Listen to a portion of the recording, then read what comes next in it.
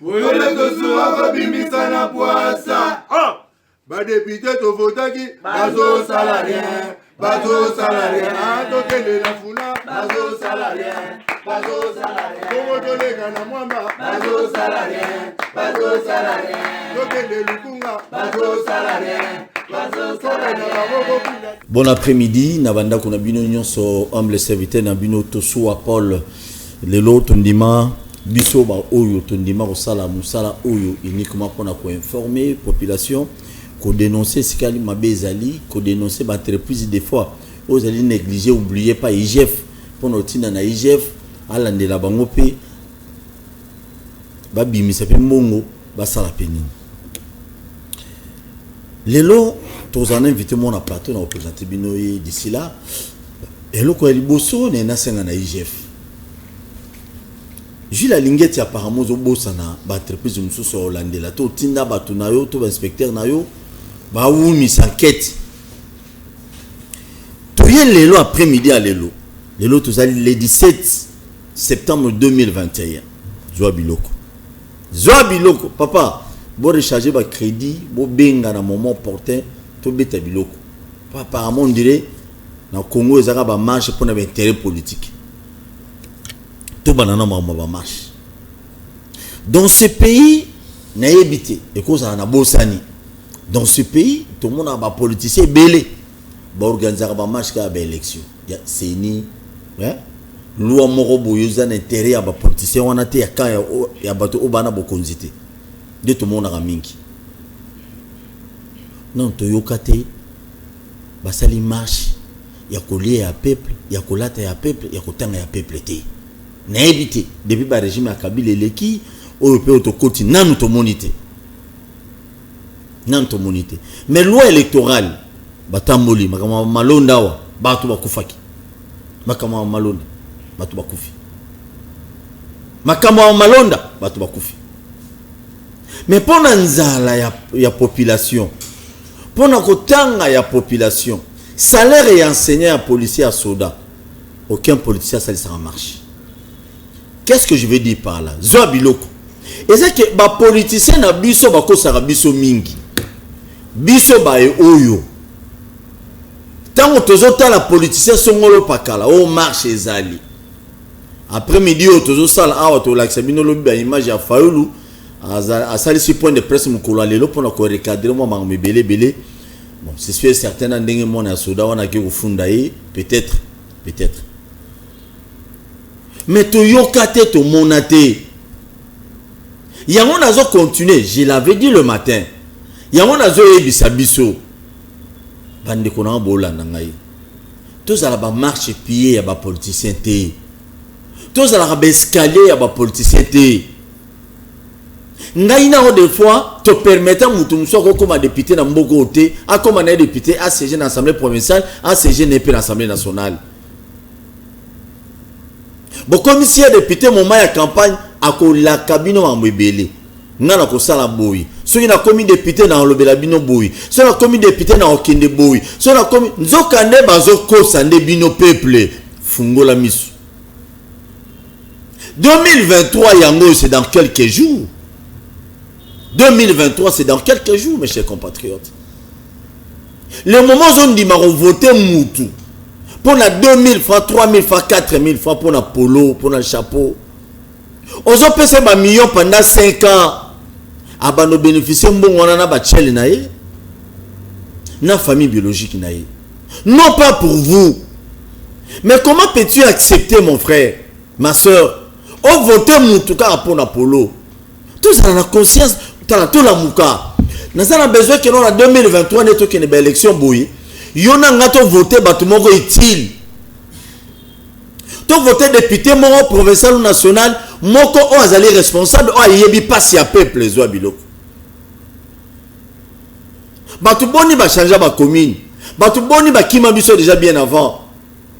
Quand on a bimi député le après 3 jours à Kimi. Mais il y a d'autres députés qui vont le long dans la fief électorale.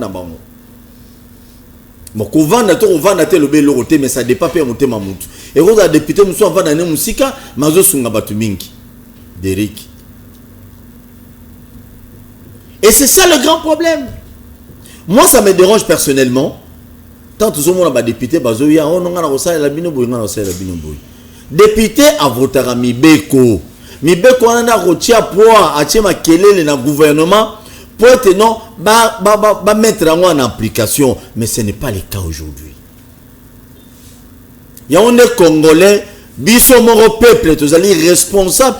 Parmi les responsables, il y a pas si ya Congo. Ceux qui nous les alliés, pas si les alliés, naïna yo des fois. Oui, il y a d'autres personnes, non, c'est le président de la République, ce n'est pas un problème. Yoka Vinangaï, ce n'est pas un problème. Mais il y a les bosonam, tout le monde a député. Parce que ce sont la loi. Bangonde batu, oyo balande la rato, la contrôle et pas ya banani, et pas ya baye gouvernement. De tata mo kunyambora, toti ka pe manan. Na dossier yo. Parce que quand le député, Mouton ngaïna yoto votaki. Azo kolobate a ko fungola munorote pour loba. Pour ça la proposition à loi. Nambaki honorable moko dernièrement 3 jours passés, je ne sais pas. Kalonji. Aloba na biso ba loi belé votama ya kala. Mais moyen ko tia en exécution exaté. Maintenant qu'est-ce qu'il faut pour que l'Assemblée nationale ça a suivi à la loi où va voter pour l'intérêt du peuple, exercice.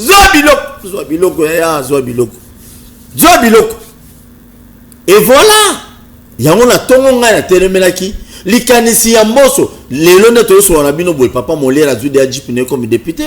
Ba député mususu ya oya Kabila ba mususu bazui déjà ba député na ba Jeep na bango. Oya union sacrée mususu. Bulu yekezali ba kozwa ba député ba kozwa ba Jeep. Mais ba Jeep wana bazui na mwa muke oyo batu on a travaillé to ba bénéficiaka mboso a écrit une lettre d'exonération na on attrape. Allez-y comprendre lettre d'exonération a combien de millions de dollars oyo qui n'a passé composé à 500 Jeep oh lelo oyo ba député bango bazui mais le moment bango bazui batu on attrape bazo kema bazo souffrir tozo kama kelele était en Assemblée nationale pour ba kanga port privé. Parce que quand il va pas privé, on attend qu'il se relève. Voilà l'intérêt à ma député au bino bon votant. Bazui ba Jeep na mon na biso ba congolais ba sommer bon ba Jeep ba pesi bango on félé. Ya mi balé. On mi ba souka na mbongo balé ya ba Jeep ba kei encore plus loin. Ya ko kende ko senga exonération pour que ba Jeep wana eya au félé on a très foot sa bangoté. Mais tu as 32 mois, si je ne me trompe pas, on a 32 mois un paiement. Si moi, il y a ma taxe, on a 500 Jeep, c'est pas fou tac. Non, on a 30. Est-ce qu'il y a 2 mois, pas il y a paiement, on a 30. Il y a des gens, il y a des fonctionnaires, belé, on a 30. Voilà la classe politique au Toza dans le Congo. Oh, mingi, il y a des députés. Apparemment, ils voient seulement que leurs intérêts na banana bango. N'a pas famille biologique na bango. Ou bien moi mon on va rejoindre pour on va voter comme Jeep. Surtout ba député belé no soit Kabila balobi ba voter comme Jeep. Ba otambola na ngoti. Ba zuya on encore pour ça mon Congo. Allez-y comprendre. Le moment vous prenez ba Jeep nanko, ba to lamuka ba to fol na bité sur fol na muzito on dit bo rejoindre to ebinonte. Tout quand on a point de presse ko lo ba rejoindre. C'est pas là qu'on veut savoir. Toujours qui n'est wapi. Population de souffrir. Député qu'on a Jeep, député qu'on a commis na Basebele, député qu'on a commis Boui. Non, je ne suis pas contre les députés. Mais au moins, toujours la moussa conscience na bango bandeko. Ma député faut la mouka. Bon ça la makambo au peuple azo zela. Bon zone di mozo Jeep il y a su combien de mines de dollars. Bon, toi tu as 20 000, tu as 30 000 dollars. On zela ni yotamula nango. Mais merci pour atteindre le gouvernement compétent à Kinshasa. Moutoumou a rose à la parfum de mon c'est de cela que mon gobila bon le va à la pour la babysitter. Attends qu'il mouta tout le monde a banzélé zagité mais qui quitte on est salim dans moment gobila. Il faut ton dimanche quand même. Éclairage public bien dans le côté qui ça mon maté mais bactéries belé ou côté wana c'est grâce parce que ngobila za la volonté wana mbongo wana société nationale d'électricité azom c'est la ville à Kinshasa moi ba pourcentage moi muké mais à l'époque mbongo wana bano qui est proche ya hein mais ngobila ya lobité ngana olia na ngate vomie to check éclairage public ata to ko c'est ça mon maté mais ndeno to keli et un problème ti Voilà ce que le député peut faire. Bolande la loi au bolobi, ba vota ba loi ebele, ba tuko tchango en application te, bo tchango en application pour l'intérêt du peuple congolais. N'est ko na likambo ya liboso. Ba politicien au kaka non respect à loi marmo seni to boyi. Oui, je m'en disconviens pas peuple congolais. Ba kinois na ba kinoise na ba diaspora au bolanda to soa. Grâce à la chaîne sur YouTube, Bakino Balobi TV, vous s'abonner et vous avez une bonne chose. Nous te moni député mon côté. Ba question avec débat et posame, ba teki à mon assemblée nationale. Na bureau assemblée nationale, il semblerait que le président Mbosso a vendu le dossier à Ramalingite, ba débattre dans la salle, to ba bengi sa nani ministre ou à titalité. Mais député Bolobi boza ba député. Vous savez ça va marcher pour na si réellement vous rouler pour na peuple. Vous savez, ça va marcher pour la rame. Les Camerounais, il y a les gens qui s'ouvrent. Vodacom, Bertel, changer le système. Quand on a dit que la population la mingi, les Camerounais, qu'est-ce qu'ils ont fait? Ils ont monté la minute. Pour la minute, on a monté la rame, ils ont dit. Zobilo. Francine, téléphone, s'il vous plaît, Francine. Francine téléphone bukanga ah tu na obeta bilo na linga distraction te zo biloko na linga distraction te ba député ah timba mwana mobalo yo tozo senga ke bosali sape ba marche bosali sa ba marche ali kamaram bino ba élu quand on va dans la cravate dans le parlement bosali sa ba marche tondi mabino vous voyez vous organisez ba marche pour la loi électorale parce que yebi tant que na ba négociation yo reçoit poste non le peuple et ça m'a mtolo ba zo biloko to soit Paul nazo bitu na IGF kulutu na nga lingeti j'étais un bien. Ouais, quand la moussa makamo est là, la makamo devant batumuso bavanda on négligé à l'époque. Likamu ya régie des eaux à Lingeti.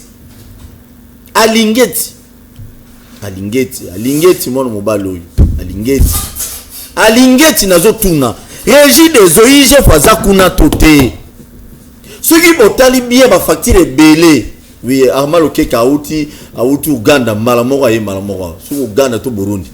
Il y a invité na biso lelo mbalamo pour gouvernement la province na bango so il y a comment gouverner na machine to il faut continuer sacré parce que lelo oyo régie des eaux deux fois parce qu'on rappelle population sans le savoir mais tolo baka makambo ya nini aram botala ba facture la régie des eaux so il balobi batala ba facture ya kala botala ba bimisa na 1860 oyo déjà au futa. Mais ce qui m'a accueilli à qui a foutu mbongo wana ndeko nga lingeti musala zo sala za musala mo munene o ba député national ba sala raté zo biloko pour nga ko chef de l'état bagisi la lingeti ba mbongo bagisi les chamba bagisi ba personnel et belé parce que ba député ba ça eloté boma no assemblée nationale suko na bolo la lingeti bon zo ko bomi assemblée nationale ko la IGF ça peut boulot vrai pour zoara biloko kaka. Les athées au président, sur le salaire, ma bête au tel milayo. Sur l'hôtel, ma facture, nous sommes moutaké au foot, un bon on est kindarabi. Sur le Kéruna, ma compliqué, sérieusement. C'est anormal. Tout y est dans la Société nationale d'électricité. Là, n'en parlons même pas. Ma câble pour là, mais au moins il y a des factures qui sont payées chaque fin du mois. Mais alingeti papa, bêta tour kunata yomoko. Jeep no wana wa mnene wana type américain. Na suite non quand tina snell ça devient de trop parce que bazo ko continue ko liya batu mbongo courant yaka diplôme 30 mais ba tina facture oh mais c'est anormal toza wapi surtout le bêta de droit makambo wana pe botala ngope bokanisa pe population wana peuple ngo auto ken ba les autres voter bien ça biso mais bo ke la biso pe mawa boko torturer peuple congolais boité peuple ya Lumumba peuple ya Okito ya musée ya Joseph Kabila ya Kipamvita parce que la maximum livre ba to voilà c'est pourquoi toujours interpeller conscience na ça na ennemi ya mututé alingeti kota na snell kota na snell courrier est disponible et la permanente Ndé naza a on a studio pas ngao. Na c'est la groupe chaque jour. Je dépense plus ou moins dans la dit plus ou moins 30 000 fois par jour. Allez-y comprendre parce qu'il n'y a pas de courant. Mais bon lobby Congo ngoyebe. Papa, bobe na ciment. Na bi ngala bi toi même moral, bobe na ciment to fond le téléphone après. Et c'est par là ngala zo senga na lingeti kota na SNEL. Comment est à la SNEL, est à la régie des eaux. Comme bazala ba concurrenter sur le terrain, il y a onde bozo monaka ba boulou et ko sala kaka. Bazaka lo lendo ba câble pola ya SNEL ba sundola. OK la ngaba kuna kura ba omoni ba câble na se pola. Batu. Ba abonné ba omoni ba mo 500 mbongo. Mais mbongo biso po ba so ma câble. Mais mbongo biso futa kinda wapi. Alingeti beta tour na SNEL. Bozu la bango ya onde gouvernement ba ya ba warrior sur warrior. Beaucoup le capé ba entreprise mon ba comme ba concurrent na SNEL na régie des eaux bon monde ils vont bien travailler. Tema ba beza à l'été ya roya muto holandais biso azate. Nyonga bango alingeti. Kota kuna. Très bien. Merci beaucoup. Ça fait mal hein. Mamuto lo ba oze intérêt biso ba bola ba to passe. Muto lo bela biso azate ba député tchele ki moteme belé ba ki no wela ba jeep et belé ba ki no wela ba kangisa to suwa ki ne ba kangaye ba député au Kangisa Toussoua. Na yo journaliste wana. Parce que même tout en 2021 au Kangisa ngai. Pour ba comment peut se 10 000 $ et pas fifi masuka ya onde faut Kangisa ngai. Ya. Bon aussi là, tuna zakari ba baso 600 ça na ngona Kinshasa. Tuna ba kibambi shito. Tozo na régie bochele biso elema ya diplex tout ça qui na tourne émission à Tongo, ya province ya Lo, ya Sankou, auto sola qui na administrateur ya territoire à Lodja a expliqué biso qu'est-ce qui se passe là-bas et bon to yamba moko mutete là et longino de mutete là to mais manette nega de corona lumumba mais mutete là to bete biloko ya tozongi na régie Tcheleb Suleiman.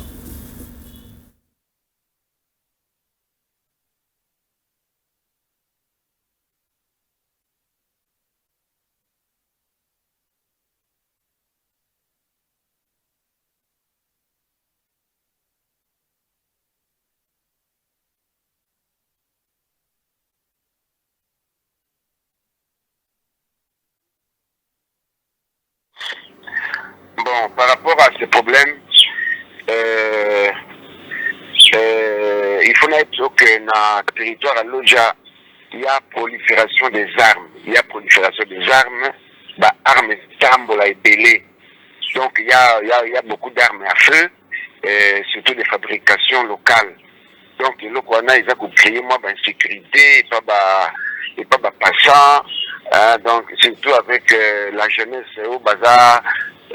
Soutenu de part et d'autre, bon, on dirait, moi laisser aller et pas à Bandeko, il y a Bisso, Baosala, Makamuna Bisso politique, apparemment il y a trop d'états-majors qui ont des armes à feu, surtout de fabrication locale.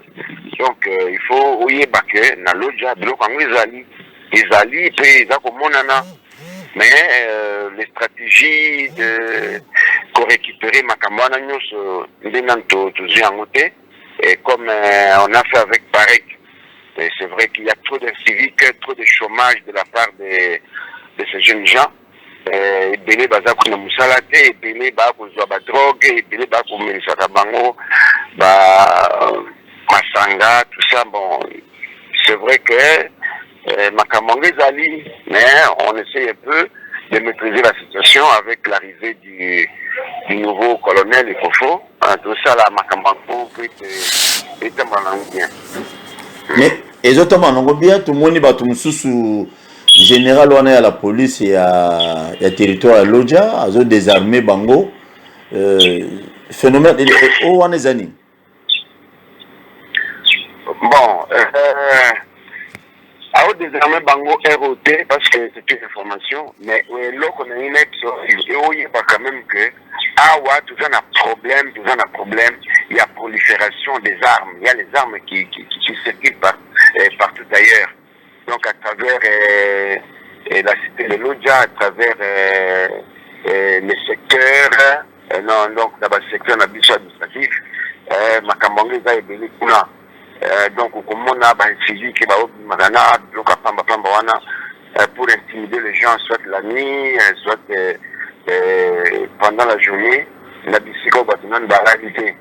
Donc c'est une réalité. C'est une réalité. Et lors de na bakonzi, surtout le président de la République avec notre gouverneur, et que tous au moins stratégie comme le gouverneur l'a déjà prévu pour récupérer les armes, surtout les armes de fabrication locale. Donc ils en ont révélé. C'est vrai que ils ont consolidé la population parce que la population n'est pas heureuse de voir tout ça. Mais le président Tango a dit qu'on n'a pas encore eu de stricts moyens. Il a persuadé Bango. Très bien, merci beaucoup Bolandi. Élément dans Bolanda qui ont émission de Salaki na Tongo, na Jean-Louis, secrétaire général et à Passa. Appartenant l'équipe Bélé, vous comprenez. Merci. Bande Kubozo Borobenga. Après, naibeke bilo na beti wana bilo na beti biloko. Armand Lokikaboni. Bien Paul. Fraîchement de Burundi, au Lekenda Koto Lobino, ouais Robert Biloko rapidement à la province de Mina Sanko. Oui, mais je n'ai na Burundi. J'étais à Kampala. À Kampala, ok, désolé. À Ouganda. Bon, ça va côté moi, il y a pas même pays, nous collabons sur moment baguette, RCD, T'es soumis nous collabons sur mon côté, que nous devons senga bango ba appuyer biso parce que. Bon, bah gagner pour les cas. Na tête makamana nyo sur ça congolais. To que découvrir bango kaka. Ba vandi kimia to gebinga bango. Très bien, merci beaucoup. Ok, merci Oyoki Tolobi, avant de côté Mambo Samko, Oyoki Makambo ya Snell, les loyo. Nga to soit pour na sengi sinela qui na comment on a IGF plutôt à na sinel. Pourquoi? Parce que tous on comment tous autres so ok si qu'on a kimbanse que ba câble non sur pour là mais to fout à ba facture chaque fin du mois sinel la sala que l'eau monter, cela veut dire azoyi ba peuple de préférence IGF a bête tout kuna mbangu ne pas qu'on interpeller ba tumsu ba interpeller payer. Oui, justement on a eu Paul ngama kambo ya IGF et comme ça ngama makasi. Pourquoi? Parce que le seul pays au monde où l'inspection générale et la finance est commis pour enquêter sur les détournements des entreprises c'est-à-dire que va confier l'inspection de finance, générale de finance, pour voir moko ils allaient au-delà de la loi où ils ont créé yango. Parce qu'ils ont kawate. C'est un inspecteur général de finance. Les finances dont il est question, c'est finances publiques. C'est-à-dire traçabilité, exécution à budget. Ce qui est salémé ou salémité.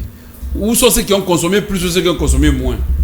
Azo landelati ba ambassade banini. Mais quand il s'agit d'une société privée comme SNEL, parce que SNEL c'est société privée commerciale, c'est-à-dire SA, on l'appelle société anonyme, avec une administration qui est soumise à l'État. Vous comprenez? Il y a une compétence d'auditer une entreprise commerciale privée. C'est une compétence. C'est vrai que tous les autres anarchie, tous les autres comme ça normal parce que bah comme ici il devient vedette. Mais c'est une anarchie. Et ça anarchie, IGF a un pouvoir parce que ça c'est un des deux. IGF n'a pas une personnalité juridique pour que PVO yago comme que ne parquet examiner en sans que ça passe par le schéma de la présidence. À ce rapport na la présidence, c'est un service technique de la présidence. À ce rapport na présidence à Monique, non, les faits sont sérieux. Il soumet au ministre de la Justice. Yende Azozo, PVOANA, il annexe une injonction au procureur général pour qu'il va poursuivre Moutou. Mais IGF a une personnalité juridique, il y a question Moutou dans la justice. Et l'obamité. Et ça, nous avons un grand livre où il y a comme le professeur Vundowe, il a écrit en largeur et en profondeur sur le fonctionnement de l'inspection générale des finances. Merci beaucoup, mais donc, au moins, Bizalé Yasinel, quand même, au foot à non, mais les câbles, ils ont Koufa, ils ont déjà tout ça. SNEL na Congo, depuis qu'on a libéralisé la SNEL ne continue qu'à voler l'argent des Congolais. Je vous ai dit une fois, il y a 2 opérations SNEL qui coupé Sabatoire que non prépayé. Prépayé. Na Gombezali. Ce qui est le système prépayé, na loi où est l'électricité na Congo. Communiqué bango, il y a bango va invoquer article 27. Il y a loi portant électricité na Congo. Ce qui est l'article 1, article 1 zolo bakezo interdire bapé sa ba facture forfaitaire na ba consommateur de services électriques. Parce que bango pour éviter service facture forfaitaire, basali biloko na bango ya prépayé. Or, quand vous mettez déjà prépayé na contrat à consommation de services, il faut avertir na consommateur. Est-ce qu'à cocotte dans le système ou pas? Mais bango ba kumisi yango imposition. SNEL. On n'impose pas un service dans un contrat de service. Ngana zana ba câble na ngai na futa kabino facture forfaitaire pour na ba mususu bazalaki na ba compteur. Soki nazo futa bino bokoki koya kolongola compteur na ngai te puisque est préjudicié ngana nouté puisque je paye vos factures tout le monde va écouter la compteur prépayé. Mais c'est pas obligatoire apparemment. Te ba rendre yango je te dis dans mon cabinet ba katanga courant durant une semaine faut na tia prépayé. C'est obligatoire. À ma campagne, j'ai un client, on a benga directeur. Il y a bango ya direction kuna ya bango ya Ngaliem pour que ceux qui ba oser, ils sont venus ba kati ba singa client ngai. Pour que ba tiaka prépayer ceux qui prépayer to ko couranté. Biloko na ya frigo et poli durant 3 jours. Il y a congélateur. Jusqu'à ce qu'il y ait des sommations de part et d'autre, ne ba yeko zongi sa courant. C'est-à-dire qu'il y a des choses comme le peuple à Congo, nous sommes peu instruits. Excusez-moi, ce n'est pas une insulte. Bato baza suffisamment informé te bazo ka comportement tant agent SNEL a eu deux policiers à tiena ciment c'est-à-dire il y a une raison et ça contrat tant que ozo courant ozo futa facture et ça contrat mais so ozo futa te non il a droit de rompre et ça d'ailleurs il a contrat c'est que il y a ozo fournir électricité ngana ozo futa y consommation ce qui a katinga courant 8 jours par mois. Sa facture, il faut reconnaître que ngana n'y a qui courant 8 jours. Très bien, merci beaucoup. Voilà. Merci. Tokena Sanko. Attendez na lobiwana. Bino batbo gérer l'entreprise de la SNEL, Société nationale d'électricité, na régie des eaux. Boutika bagé. Non, mais les gens ne veulent pas venir les accuser parce que le tribunal les allie pour la question batona sont en justice. C'est bango bana mbongo belé bana avocat minene. Ba solo na nzambe ya on ba banga. Non, mutako sa hotel. Mbongo, certes, ezali, mais droit, ezali. Bakolinga ko samba, lelo te lobité. Parce que au gagner pauvre à lelo, pauvre vous a fourni au lobby, pauvre vous a fourni après lobby. Donc, cette semaine, vous avez 7 audiences par les pauvres. Aucune société ne va accepter ça.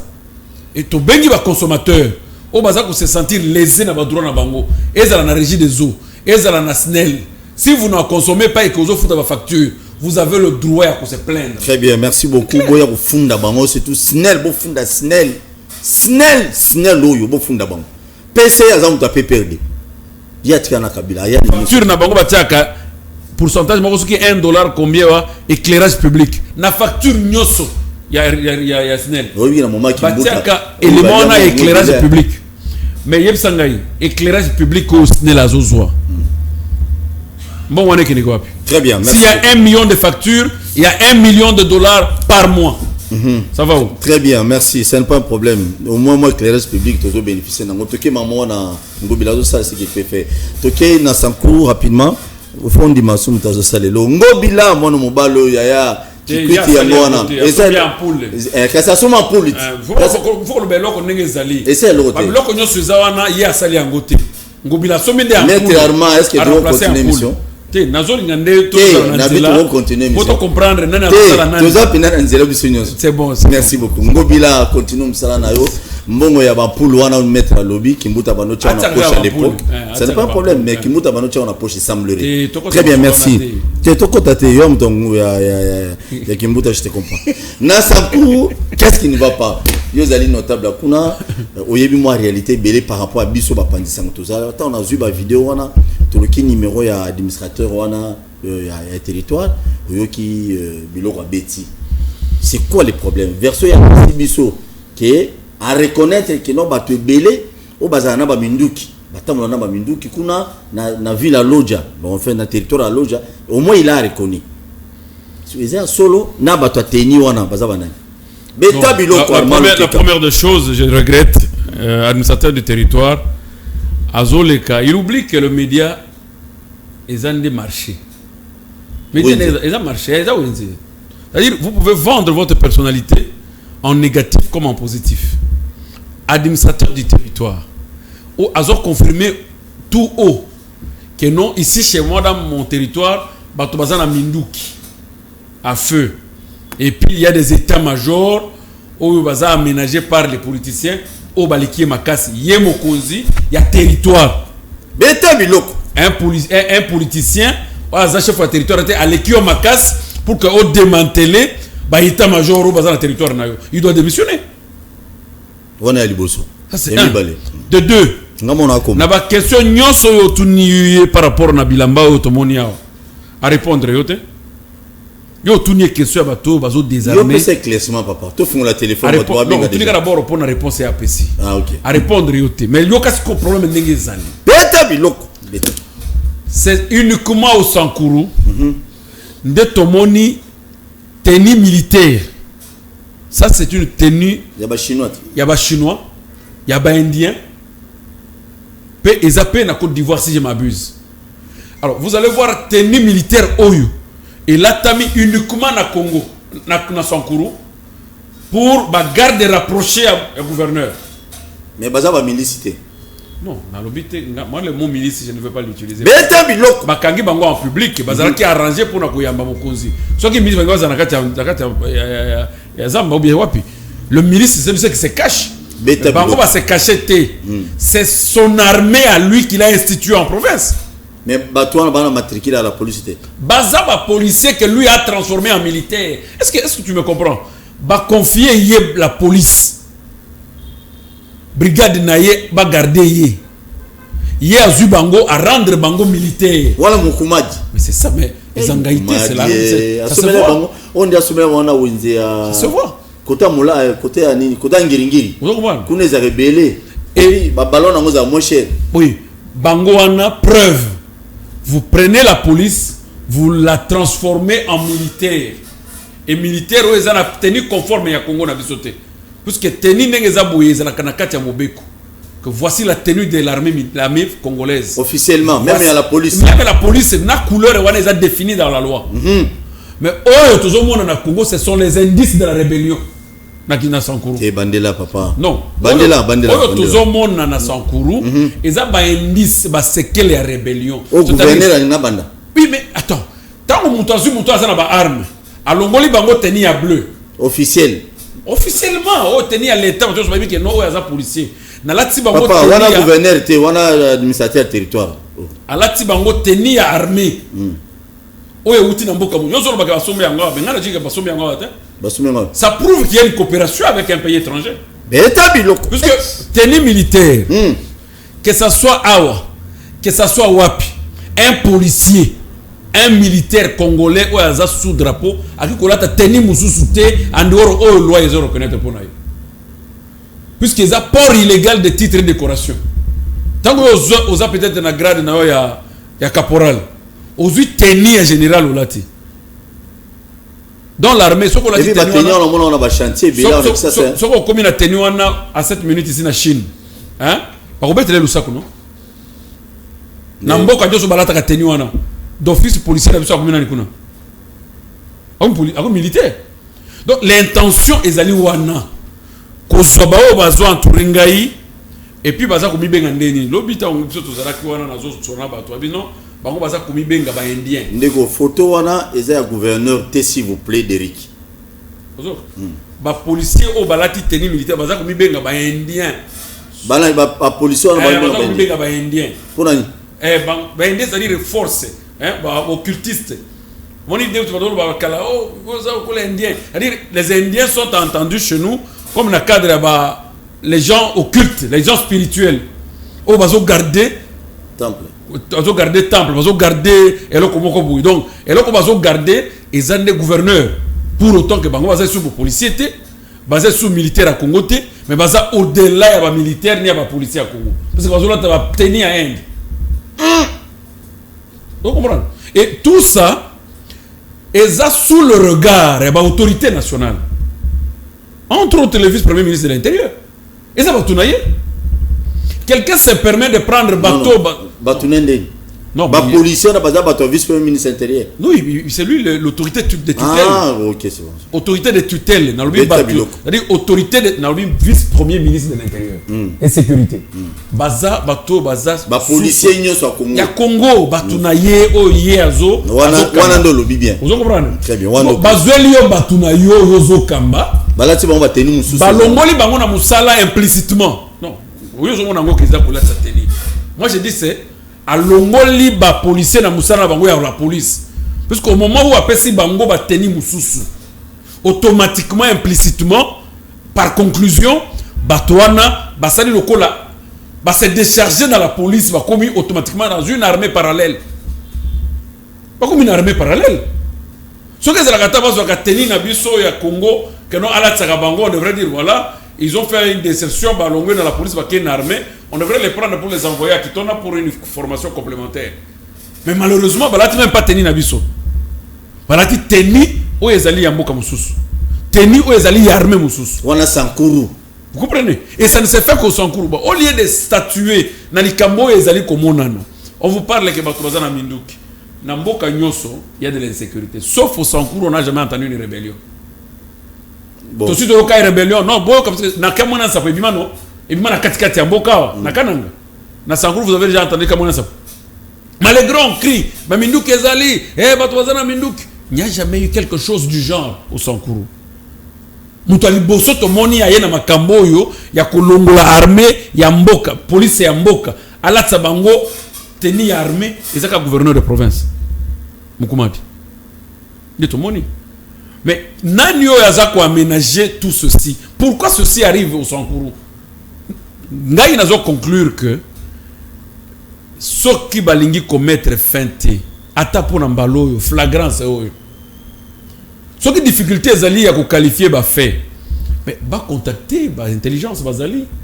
Sans cours côté la boyauté pour que Mukuma da Kenda déjà na IDPS. Tant aux lo ba on faut tenir compte ouais. Oh, je vais te dire une chose. Aspect moi il faut la rawana. Omoni IDPS. Ça raté Mukuma da zamu IDPS. Te, na yebisa yo que moto ya yebi Mukuma di kolekanga azate. Azana IDPS. Non, na yebisa yo que à côté na IDPS lelo puisqu'à yebi déjà qu'il est en difficulté avec la province. Parce que les hommes ont un problème. J'ai vu dans les réseaux sociaux comment ce qui a détourné Mozana IDPS au Kubika. Vous comprenez?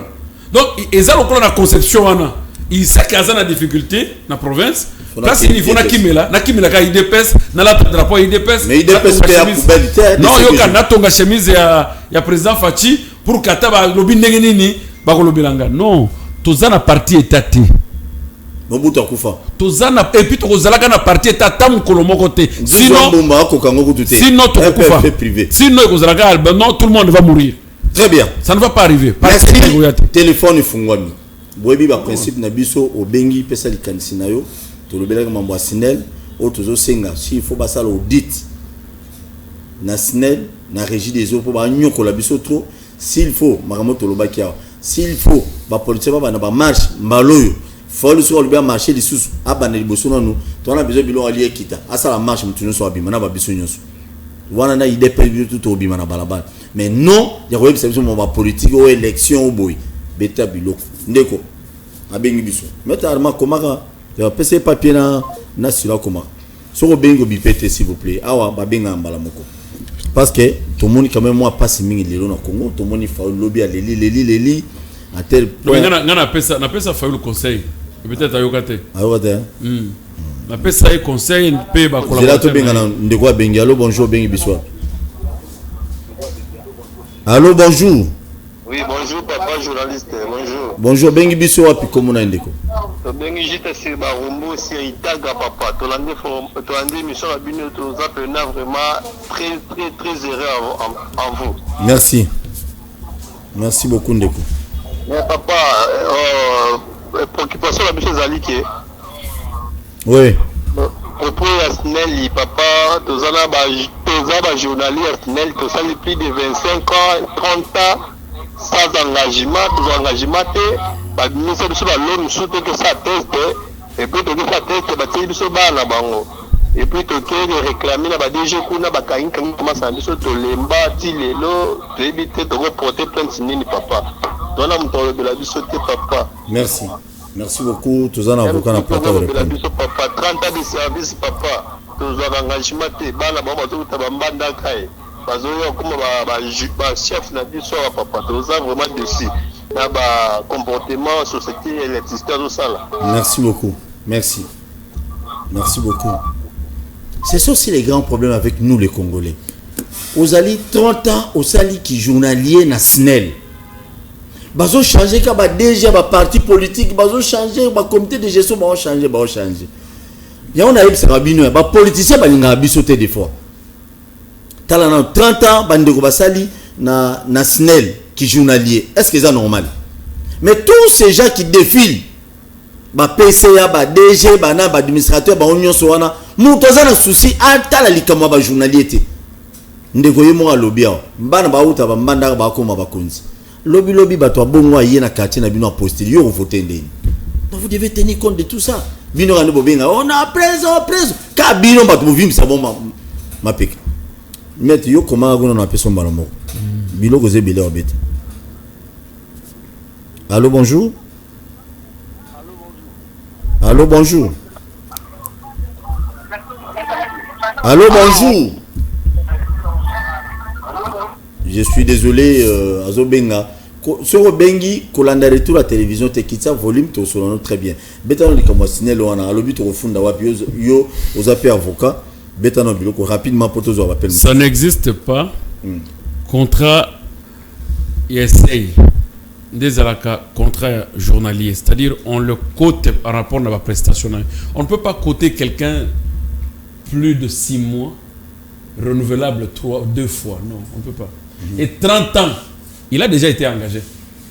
Mais par conséquent, Ami Ben appelle ce journalier, c'était un engagé de la société déjà. Le problème, c'est que c'est de saisir une institution compétente pour la confirmation de son engagement dans la société. Un point très, il a son jugement de confirmation comme employé. Politique, ceux qui ont politique. Et le problème est que ça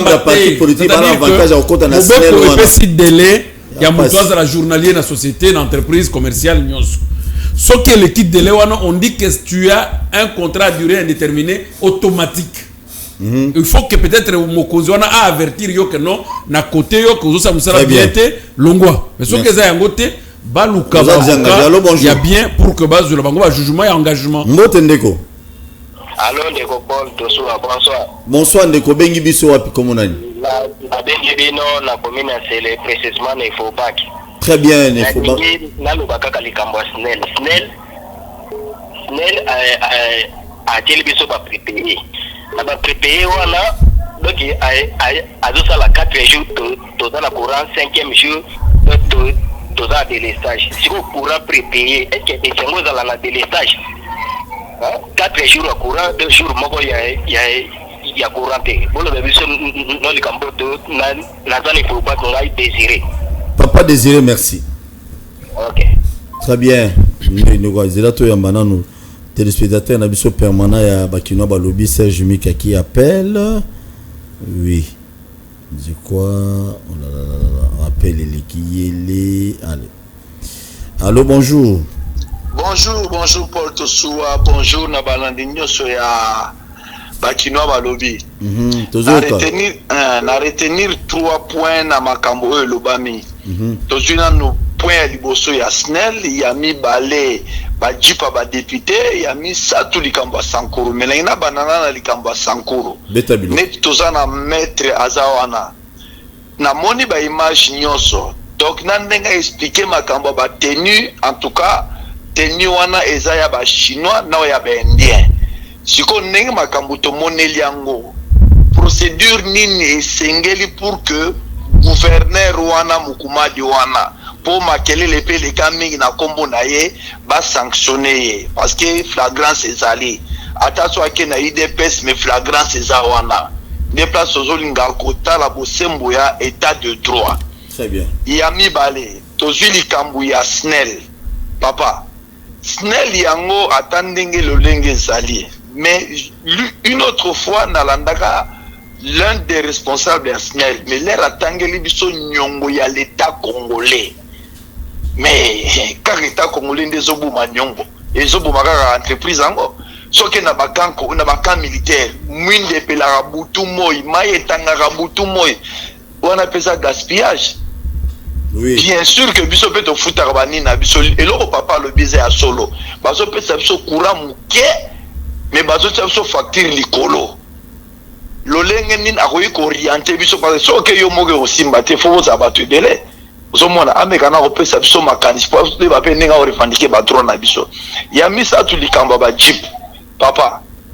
tango ebisi biso ke citoyen Mbosso alobi ba exonéré 500 jeeps na ba député bazora déjà ba 12 000 et quelques so bato notre ba rejoindre bango ba rejoindre lelo ba député to vota ki bazo tambola na ba jeep mais biso ba to voter bango to zola la mulili kuluna nzala revendication mo ya malonga pona biso ezate beta biloko vraiment ngana kosenga penda ke non bato ba yedi mibeko ba senga ke droit ya bato onatra wana exonération wana ezalate biso to be exonération ya pona bilia ba tracteur ba biloko loko la transport aux intérêt général aux intérêt général bon to comme sous to comme sous na ba jeep ya ba député wana aussi ba soutien en tout cas maître lobele epso ndenge nini onatra akoyi kozonga na ba droit na sur nini mbongo ya ba jeep wana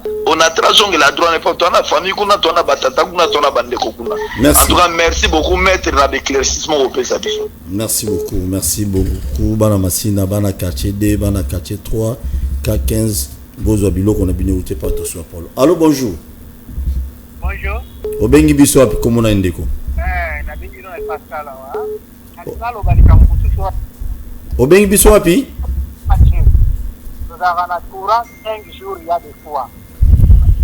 Naza awa na njini na lubi. Nous avons courant 5 jours na quartier 9. Nous avons 10 jours. Et facture il y a 18 000 francs, 20 000 francs. Ata bino moko vraiment si vous trouvez baté. Déjà soler la batte final wana soler la batte ou bien comment la batte doit faire. Merci. Facture on a 28 et d'être pardon 18 000 ça me souffle à 14 000 francs. Mais propose aux angos 5 jours il y a des fois. Comme ça il est na butu et que nango na tongo tongo mo nango. Il faut baler bato bénéficier na courant. Merci. Merci beaucoup Bandeko Moussouba Benga. Merci. Zela tout ça va appeler bon appel pour au résumé moko parce que yo ba avocat bolo bato et puis nena profiter tous on papa zongi les sous mais tika obipé numéro Vodacom na otanga numéro na so obipé na tangi apparemment tango sinel aloba ki no bana ba nyongo leta za nyongo na ye na okinde comique alobe le moins important que mais ba accès biso ba facture biso zo vima cela veut dire peuple ne ba foutelara ben si sommes sous nyongo autrement tout yon zo biloko wana mitunika. Très bien, maître, répondez rapidement. Oui, je pense que na répondre à la question à journalier. On a déjà 30 ans, il faut le cas instance moyenne niveau qui soit bino ba journalier à 30 ans, 15 ans, 12 ans, même ba journalier à 3 ans. Vous n'avez pas le droit d'être journalier durant 3 ans. Vous devez être engagé d'office. Alors, comme l'autorité va nommer dans l'entreprise, il y a par des liens, il y a parti politique, il y a des cousins, il y a totalement averti. Vous avez un jugement et confirmation et engagement, puisque tu as déjà presté au-delà d'années. Le tribunal est coupé ça au jugement pour que OIA va notifier, pour dire déjà que par la force du jugement, ces messieurs-là deviennent engagés. Il doit être payé comme engagé avec tous les avantages possibles au vu il y a délai OIA sont prestat. Alors, deuxième question, c'est là qu'il faut nous prépayer. Il y a SNEL. Na lobby bien que va prépayer wana ezana kati ya mobeku na biso ya Congo te. Nous n'avons aucune disposition légale dans la loi où est l'électricité, où est organisé, où est libéralisé l'électricité, que baya kufutisa Congolais obligatoirement carte à prépayer. C'est un service où l'entreprise est proposé à consommateur. Que ngai na zum modèle mususu ya bino boza la plus avantageux. C'est-à-dire ceux qui m'ont commis à prépayer, de comme ça lobi que non, to kanisa que ceux qui t'ont commis à prépayer de l'estage kozalate. To kanisa que ceux qui t'ont commis à prépayer coupure kozalate. Voilà, il faut que service est là qui ça client ou azo consommer courant avantage à prépayer.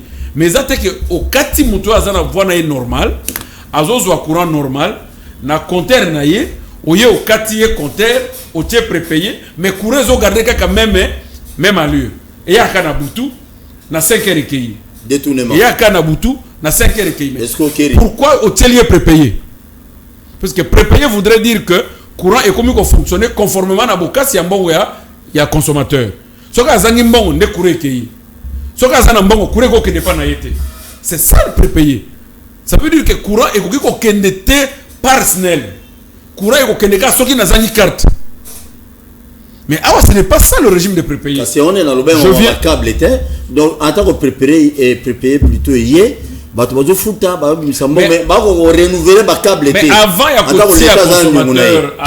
y a un consommateur na eloko ya prépayé. Il fallait que SNEL se rende compte. Prépayé, c'est kawate. Même na Ouganda, là où nous venons, il y a le système prépayé. Mais courant est que des cas, ceux qui ont une carte. Ceux qui ont une carte, là, il accepte de vivre dans mon lit. Mais ceux qui ont une bonne carte na boîte de comptage, jamais à cause d'un courant. Très bien. Vous comprenez? Donc, ceux qui vont au Labino Bongo, vous avez le droit de revendiquer. Dans le Bibouye, au moins état de droit, ils ont bien ce qu'ils ont un avantage. Mais vous connaissez que là, au Kobando Fika, il y a un état de droit qui est état de droit, il y a Zoba, il y a Bounyama. Donc, ces entreprises-là, ils ont funda bango. Attends, bazar en bon bébé. Bakosamba na 50 pauvreté. Ceux qui les loga 50 pauvres na venu mon comme tu na mutasali requête. Hein? SNEL wana kosamba na 50 pauvreté. Ataka ya malwe kawa. Bakosamba ato ya ifobank wana. Bakosamba te. Très bien. Donc, il faut vous constituer pour que vous réclamez votre droit na bino. Vous avez la légalité, vous avez le droit de réclamer, prépayer. Il faut zanga courant ka soki yozangi mbongo. Na système na bango ya ba fil, oui, fil éco chauffé, ba kati pour na ko refroidir. Mais pour na prépayer non, ils doivent prendre ba méthode nyonso ba moyen nyonso pour na ko tia ba transfo et zo chauffeté. Pardon, tout le temps message mon papa les comme Zolo. Bonjour Ndeko Paul. Na lingina loba kaka pona ba journalier, SNEL asali sabiso ba texte. Oui, ba test plutôt, ba test qui journalier, ti lelo ba résultat ezala raté. Bazwa bandeko na bango batia na ba poste c'est moi ingénieur gloire ingénieur mais journalier depuis Njili. Très bien, merci. Sauf qu'à Salé à 3 ans a déjà engagé nazo bangout eza loi SNEL wana ndeza boyira na lola te eza SNEL ya Congo. Alors loi nyonso eza na Congo ezo concerné makometali ba contentieux de travail ou de service au que non mutu nyonso bazui pour un délai d'essai. Pour un contrat d'essai, à qui dépasser délai tel été. Ce qui a dépassé délai tel et que l'autorité employeur a notifié yoté, automatiquement ça se transforme en un contrat d'engagement. Merci beaucoup. Il y a Sankourou. Ouais. Serge Mikatouni. Serge Atouni, question de Malam. Et ça vraiment drôle. C'est une flagrance. Vous comprenez? Ouais. C'est une flagrance. C'est-à-dire tentative de rébellion. Ça, c'est une première infraction. Détournement de la police. Oui. Tentative de rébellion. Quelqu'un qui prend la police nationale congolaise et le détourne de son objectif. Pour rendre la police congolaise nationale, elle a une armée étrangère. On doit l'entendre. On doit l'attendre. Ce sont des faits sur lesquels tout le monde a état de droit. Il ne faudrait pas que tu définisses l'état de droit selon la tribune. Mais l'état de droit, c'est pour cette raison que je soutiens. Auteur Moka Lobi a dit la démocratie et l'état de droit, ce sont des systèmes qui ne peuvent pas être chez les émotionnels. Les émotionnels, ils sont nègres. Il faut les illuminer. C'est-à-dire des gens qui acceptent que maman Nangaï a subi les règles de la loi. Puisqu'aujourd'hui, quand quelqu'un fouille dans l'IDPS, a su déjà parapluie, il dit non, il n'y a pas d'état de droit aux alatés. Il faut aller ailleurs. Ce monsieur le gouverneur du Sankourou mérite une arrestation et être entendu en flagrance. Vous comprenez? Très bien. D'avoir utilisé la police pour des fins non prévues par la loi. D'avoir transformé la police congolaise en une armée par sa propre volonté. Merci beaucoup. Les tentatives de rébellion. Merci. À tout niveau, question, il y a dette de l'État. Je dis non, d'abord, l'État est actionnaire à SNEL. L'État est actionnaire à SNEL. L'État a des procédures de paiement de ses dettes. SNEL a zoganga l'État, non, il ne peut pas dire ça. Ngaso qui a foutu à 500 francs le mois. Je dois bénéficier maïnanga à 500 francs le mois.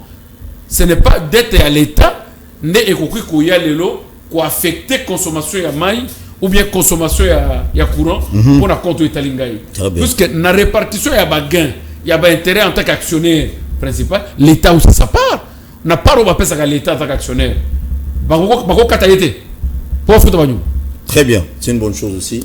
Jeep est député. N'a pas de rétrocession à parti politique. Jeep est député. La DG à Snell, je ne sais pas on a perdu. Jeep est député. L'exonération n'est pas automatique. Ça ne vient pas par la bouche de Mbosso. Mais il a demandé. Non, mais ce n'est pas. Je dis ça ne vient pas par la bouche de Mbosso. C'est une procédure. Il faudrait justifier le motif de l'exonération. Ce n'est pas parce que Jeep est bien mis à député que député a commis indigent. Bon, ceux qui vont le l'autre député ont un salaire à $6,000. À ce que le peuple a donné Jeep. Par mois, tu as $6,000. C'est-à-dire que si c'est un don, si c'est un individu, il doit dédouaner. Puisque l'État congolais ne peut pas donner un don. L'État congolais ne peut pas donner un don. L'État congolais donne des véhicules aux personnes qui travaillent pour son compte pour faciliter Bango, mais ça là, net mituka ministre. Ça c'est l'État congolais. Quand tu quittes le ministre, tu laisses les véhicules.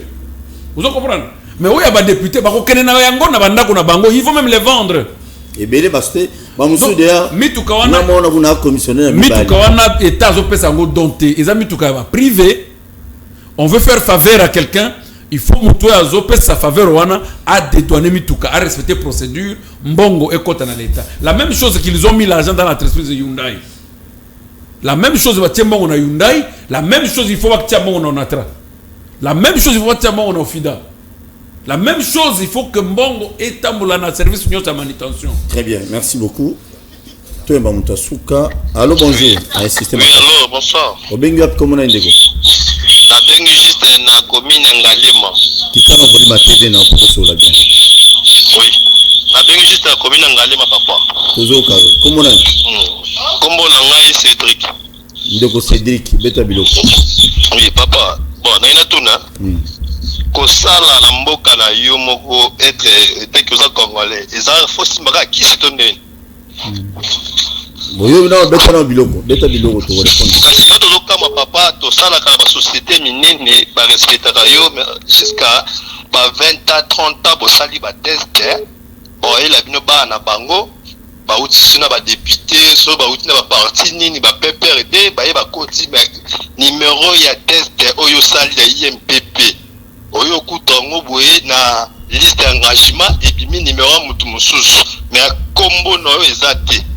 To réclamer bakangi biso na la police to kimi pe to lemba ndenge ya ko réclamer to éviter papa to changer ba ekolo to teka mboko ngo ta mutaki indépendance bango ba okende biso to tikala mela mapio soki ba kotikala papa 20 ans de service 30 ans de service ba ndeko la biso bazo kufa bazo zikana ba cabine ba chef bazo wanga la bango papa est-ce que ba député wana ba courant bazo ka ba biteke ba journée to pesa bango. Merci beaucoup. Merci papa. Merci beaucoup Tozo Betaliso nango maître David moko ya ba téléspectateur ba kino ba lobby a bengi so bengi na kosaka yo pour tout ce qui ça on a c'est celui qui appelle maître David. Maître David, bonsoir. Bonsoir Papa Paul, bonsoir. Oui, bonsoir. En tout cas, je vous remercie beaucoup pour cette opinion massive que vous essayez de soulever dans la vision de la ville de Kinshasa.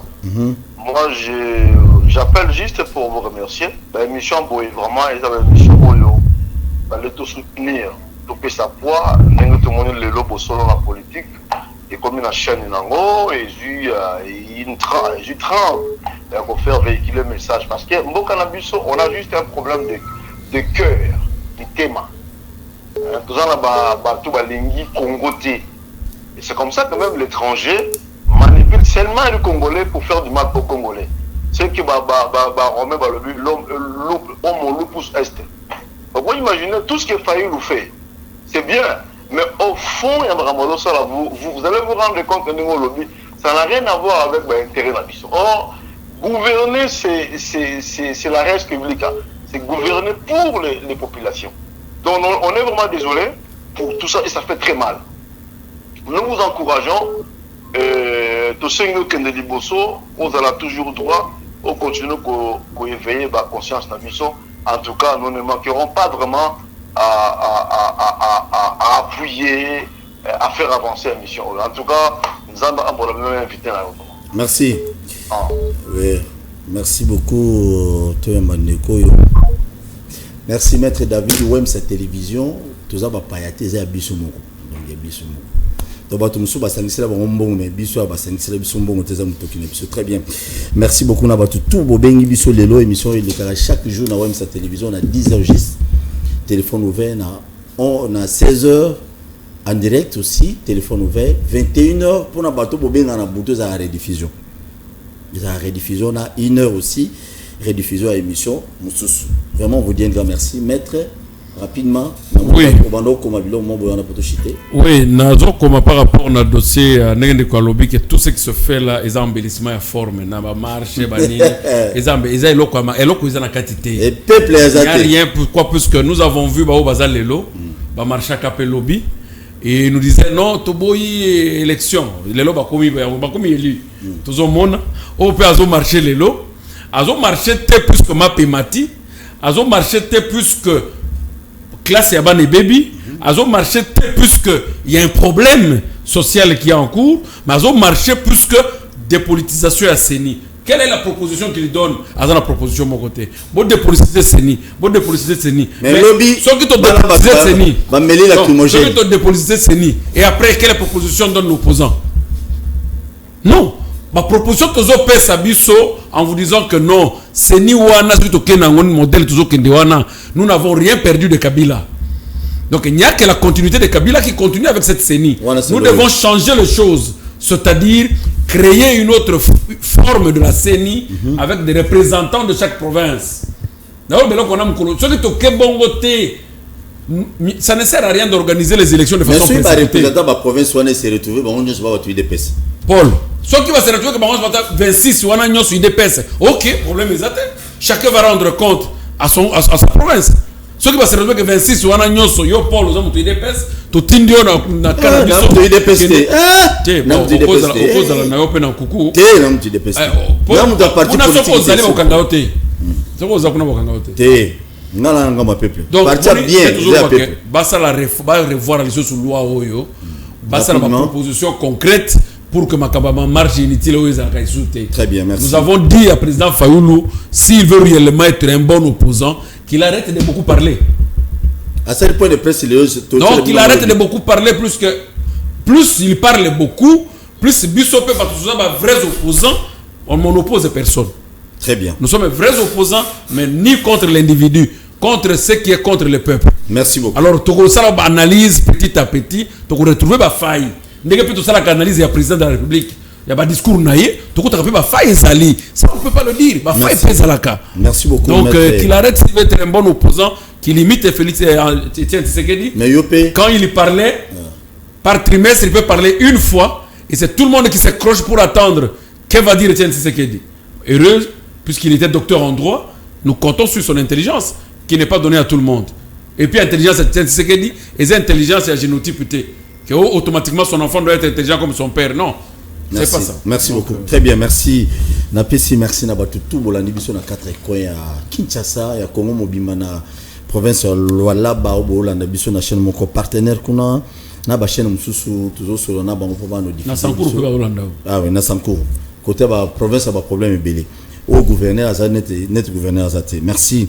Et naza ko dénoncer pelo comment on a test au bana bazo ki no sala na exam na mulende na école ebelé ata moi na zui moi le kezate ba enseignant na ba responsable école il semblerait bazo li mbongo ya bana ya bato ya libanda ata moi na sali test et donc formalité na mulende ba futi bana musu 30 000 na exam ba futi bana musu 50 000 bon 50 000 20 000 25 15 000 donc c'est un peu bizarre montant exact exact ba parents ba bengi ba to soit dénoncer yango ce qui peut ministre ya PST R yango qui ne peut l'andre pas blocona les peuples d'abord le paye yango ba parents ba zumbo ba fouti pour moi na ça la test pour attendre na exam attendre na molene na école musu comme cop sur enseignement ayeba ina mutuna na parents mo boy ba pese moi $30 na Tigo Cash na Orange Money azui moi na ça qui test c'était au mami kai non c'est ce qui est regrettable moi na ça qui test c'était puis moi na azwa qui pité et le rasuka bakonzi de pes ngana senga bino chaque jour bien sûr na okaki batu muso ba bolinga ngati Yesu Jésus Christ que tu batiko linge pas batu no sauter lelo ba mabebele oyo ka bato bazoloba bato PPD ba recommanda ki bato baboy ba recommanda ki bato. Comment imaginez-vous muto asali 30 ans ou 7 ans qui journalier beaucoup ndima yango soki ke bato ya PPD bazaki na système ya ko recommander ba makangu na bango bana na bango ba militaire ba parti politique na bango. N'oubliez pas nombre ya peuple congolais et le nombre ya effectif to nombre exact ya ba membre effectif ya IDPS. Qu'est-ce que je vais dire par là? Ceux qui beaucoup d'une entreprise songolo botina ata mutu na bino ata beaucoup recommander ba militaire na bino, vous devez aussi tenir compte. Il y a un bateau basala test, ça fait des années pour créer différence na bino na bateau PPD zobilo kabundi zobilo et là on a aussi ngangwana pour créer différence.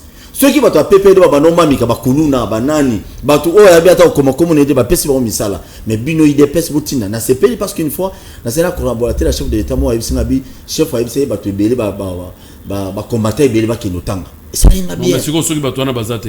Et ça rien bien. Non, ba kinotanga po basa na test bazo misala. Non, mais ceux qui bazana yang bangote bateau batanga bazate.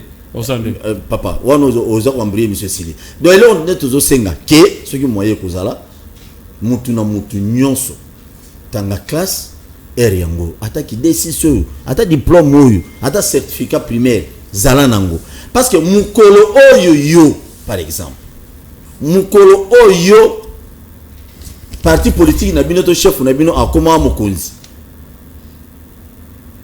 ba tu na wesko tanga titre académie zana ngo zabilo ba singa suso ba bi bazo kanga ba bulletin ya bana pour na $80 ministre PST dossier mususu yango keta mura na bekol ka ba guerre na lingetité ba bulletin be na bekol ba kanga pour na la on ne sait pas gratuité ngo il faut que IGF atambola to la police atambola na bekol on ne sait même pas pour dire bato mususu bo saboter action chef de l'État ce n'est pas bien.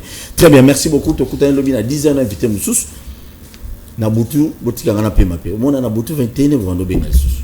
Merci mais maître David ndeko nanga Serge Mika na bandeko nyonso bo bengi bo s'abonner na chaîne sur YouTube Bakino Balobi TV et ça moko ba contribution ava botinda ba système.